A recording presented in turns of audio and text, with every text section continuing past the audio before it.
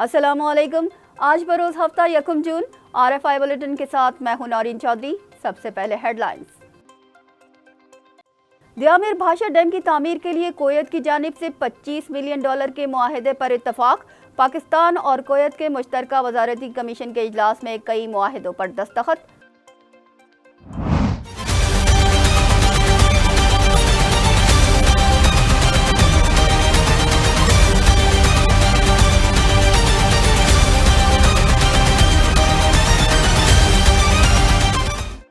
وزارت خزانہ کام دکھا گئی. نوٹیفیکیشن روکے رکھا. پیٹرول کی فی لیٹر قیمت میں صرف ₹4.74 جبکہ ڈیزل کی فی لیٹر قیمت میں ₹3.86 کمی کی.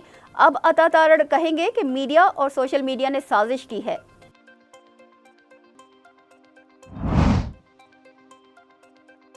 ملک میں تیز ترین انٹرنیٹ فراہمی کی جانب بڑی پیش رفت. پاکستانی سیٹلائٹ پاکسیٹ MM1 خلا میں روانہ, جس کے باعث ٹیلی کمیونیکیشن کا نظام اور انٹرنیٹ کی سپیڈ بہتر ہو جائے گی.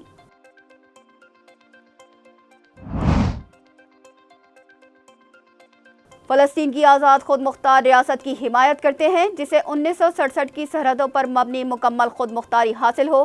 چین کے صدر شی جن پنگ کا دو ٹوک بیان سامنے آ گیا. امریکی صدر جو بائیڈن نے اسرائیل حماس جنگ بندی کا نیا منصوبہ پیش کر دیا. حماس کی رضامندی کا انتظار ہے.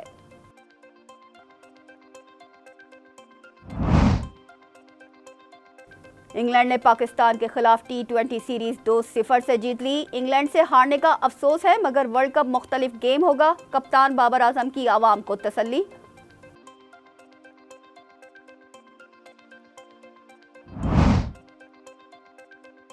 ICC T20 cricket world cup Pakistani وقت کے مطابق کل سے شروع ہوگا. افتتاحی میچ میں امریکہ اور کینیڈا کی ٹیمیں ڈلاس میں مد مقابل ہوں گی. ہیڈ لائنز آپ نے ملاحظہ کی. چلتے ہیں خبروں کی تفصیلات کی جانب. پاکستان اور کویت کے مشترکہ وزارتی کمیشن کے اجلاس میں دیامیر بھاشا ڈیم کی تعمیر کے لیے کویت کی جانب سے $25 ملین کے معاہدے پر اتفاق رائے ہو گیا. وزارت اقتصادی امور کی جانب سے جاری کردہ اعلامیہ کے مطابق پاکستان اور کویت کے مشترکہ وزارتی کمیشن کا 3 روزہ اجلاس کل کویت میں ختم ہوا. مشترکہ وزارتی کمیشن کے اجلاس کی صدارت وفاقی وزیر نجکاری عبدالعلیم خان اور کویت کے وزیر تجارت و صنعت عمر سعود العمر نے کی. فریقین نے صنعتی تعاون، انجینئرنگ کونسل، خبروں کے تبادلے، زراعت، میری ٹائم، دوہرے ٹیکسوں کے خاتمے، کوالٹی اینڈ سیفٹی سٹینڈرڈز، اعلیٰ تعلیمی کمیشن میں معاہدوں اور مفاہمت کی دستاویزات پر دستخط کیے. وفاقی وزیر نجکاری عبدالعلیم نے کویت کے سرمایہ کاروں پر زور دیا کہ وہ پاکستان میں خصوصی سرمایہ کاری سہولت کونسل کے پلیٹ فارم کے تحت فراہم کردہ سرمایہ کاری کے مواقع سے بھرپور استفادہ کریں. ابتدائی طور پر قیمتوں کے حوالے سے کنفیوژن کے بعد وزارت خزانہ نے رات گئے پیٹرول کے نرخوں میں $4.74 فی لیٹر اور ڈیزل کی فی لیٹر قیمت میں $3.86 کمی کا اعلان کر دیا.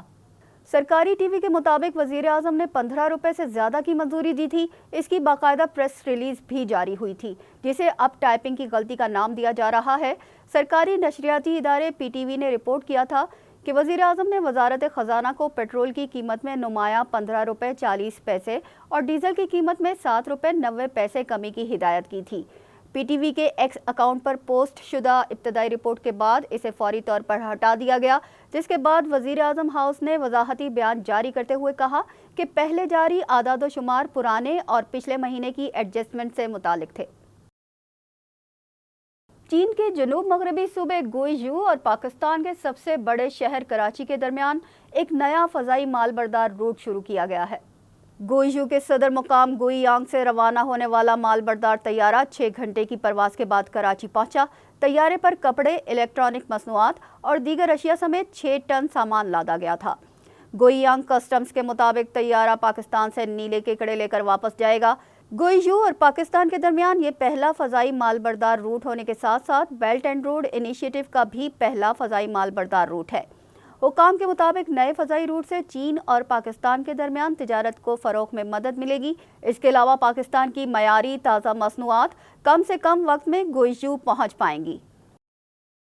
ملک میں تیز ترین انٹرنیٹ فراہمی کی جانب بڑی پیش رفت. پاکستانی سیٹلائٹ پاکسیٹ MM1 خلا میں روانہ کر دیا گیا. پاکستانی سیٹلائٹ پاکسیٹ MM-1 خلا میں روانہ ہو گیا۔ MM-1 کی لانچنگ سپارکو کے دفتر میں بڑی اسکرینز پر دکھائی گئی۔ پاکستان کا 5 ٹن وزنی کمیونیکیشن سیٹلائٹ پاکسیٹ MM-1 چین کے مرکز سے خلا میں بھیج دیا گیا۔ سیٹلائٹ 3 دنوں میں 36,000 کلومیٹر دور پہنچ کر زمین کے گرد چکر لگانا شروع کرے گا۔ اس کے باعث پاکستان بھر میں ٹیلی کمیونیکیشن کا نظام اور انٹرنیٹ اسپیڈ بہتر ہو جائے گی۔ یہ ای کامرس سمیت کئی معاملات میں کارکردگی بہتر بنائے گا۔ کراچی میں 24 گھنٹوں کے دوران موسم شدید گرم اور مرطوب رہنے کا امکان ہے۔ محکمہ موسمیات کے مطابق شہر قائد میں زیادہ سے زیادہ درجہ حرارت 39 سے 41 ڈگری سینٹی گریڈ بڑھنے کا امکان ہے۔ کراچی میں کم سے کم درجہ حرارت 30 ڈگری سینٹی گریڈ ریکارڈ ہوا۔ محکمہ موسمیات کا کہنا ہے کہ شہر میں جنوب مغرب سے 10 کلومیٹر فی گھنٹہ کی رفتار سے ہوائیں چل رہی ہیں، جن میں نمی کا تناسب 73% ہے۔ چین کے صدر شی جن پنگ نے کہا کہ چین فلسطین کی آزاد خود مختار ریاست کی حمایت کرتا ہے، جسے 1967 کی سرحدوں پر مبنی مکمل خود مختاری حاصل ہو۔ چین نے غزہ میں حماس اور اسرائیل کے درمیان جنگ کے خاتمے کے لیے عالمی امن کانفرنس بلانے کا مطالبہ کیا ہے۔ چینی صدر نے دارالحکومت بیجنگ میں عرب ریاستوں کے رہنماؤں کے ہمراہ سربراہی اجلاس کا آغاز کرتے ہوئے غزہ کے لیے انسانی بنیادوں پر مزید امداد کا بھی وعدہ کیا۔ اس اجلاس کا مقصد عرب ممالک کے رہنماؤں کے ساتھ تجارتی روابط قائم کرنا ہے۔ چین کے صدر شی جن پنگ نے وفود سے خطاب کرتے ہوئے اسرائیل اور حماس کے تنازع کو حل کرنے کے لیے امن کانفرنس کے انعقاد کا مطالبہ کیا۔ ان کا کہنا تھا کہ مشرق وسطیٰ کی سرزمین پر ترقی کے وسیع امکانات موجود ہیں، لیکن حالیہ جنگ کے باعث مشکلات کا سامنا ہے۔ جنگ غیر معینہ مدت تک جاری نہیں رہنی چاہیے۔ چین فلسطین کی ایک آزاد ریاست کے قیام کی حمایت کرتا ہے، جسے 1967 کی سرحدوں پر مبنی مکمل خود مختاری حاصل ہو۔ اس کا دارالحکومت مشرقی یروشلم ہو۔ امریکی صدر جو بائیڈن نے اسرائیل حماس جنگ بندی کا نیا منصوبہ پیش کر دیا۔ حماس کی رضامندی کا انتظار ہے۔ امریکی صدر نے کہا کہ یہ تنازع کو ختم کرنے کا بہترین طریقہ ہے۔ مجوزہ منصوبہ 3 مراحل پر مشتمل ہوگا۔